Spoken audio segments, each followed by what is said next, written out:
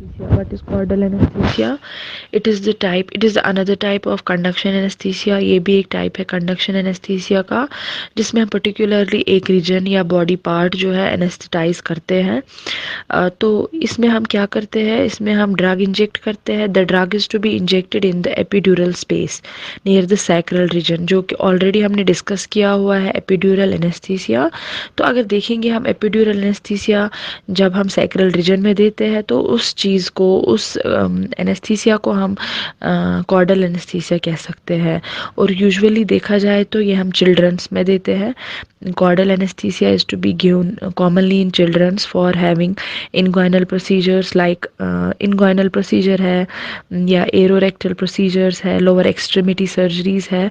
तो इन चीज़ के लिए हम प्रेफरेबली चिल्ड्रंस में हम जो एपिड्यूरल एनेस्थीसिया देते हैं that is the caudal anaesthesia.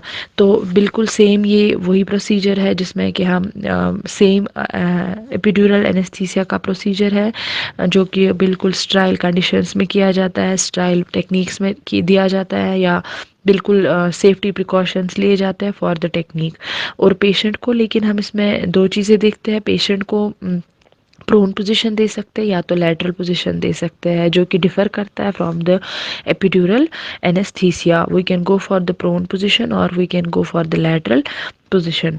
After the proper positioning of the patient or after the surgical skin wash and draping, we go for the skin wash. The lumbar region is to, the sacral region is to be well washed with the help of betadine solution. Solution से wash किया जाता है to prevent the infection and to use the sterile drape sheets to cover the area. तो sterile drape sheets का इस्तेमाल किया जाता है ताकि जो एरिया है बिल्कुल fully cover किया जाए। उसके बाद after giving the proper position, after giving the proper position to the patient or after the surgical skin wash and draping, the epidural needle is to be penetrated. The epidural needle जो है, जिसको हम टोहीज needle कहते हैं, उसको penetrate किया जाता है थ्रू द सैक्रोकॉक्सिजियल लिगामेंट्स।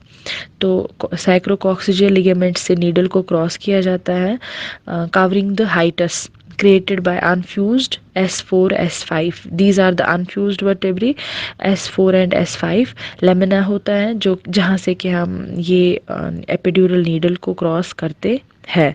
तो जब हम नीडल को क्रॉस करते हैं, when the needle is to be inserted, the needle crosses the sacrococcygeal ligaments, there is sudden loss of resistance। फिर से नीडल क्रॉस करके सैक्रोकॉक्सिजियल लिगामेंट्स क्रॉस करके नीडल में फिर से loss technique resistance, sudden loss of resistance आता है, which gives the confirmation of the needle in the sacral region, जो कि लॉस रेजिस्टेंस लॉस टेक्निक है। सेम इसमें भी रेजिस्टेंस लॉस टेक्निक है जो कि कंफर्मेशन देता है नीडल का सैक्रल रीजन में after the in the epidural space. तो सेम इसमें ऐसे ही है जो कि हम लोकल एनेस्थेटिक ड्रग्स इस्तेमाल कर सकते हैं। The local anaesthetic drugs to be used in the caudal anaesthesia, जो इसमें लोकल एनेस्थेटिक ड्रग्स है जो कि यूज़ किए जाते हैं कॉर्डल एनेस्थीसिया में, सेम हम लिग्नोकेन यूज़ करते हैं या ब्यूपेवाकेन यूज़ करते हैं, लेकिन हम इंजेक्ट करते हैं ड्रग को into the sacral region. Sacral region से इंजेक्ट किया जाता है drug through the needle as a single dose.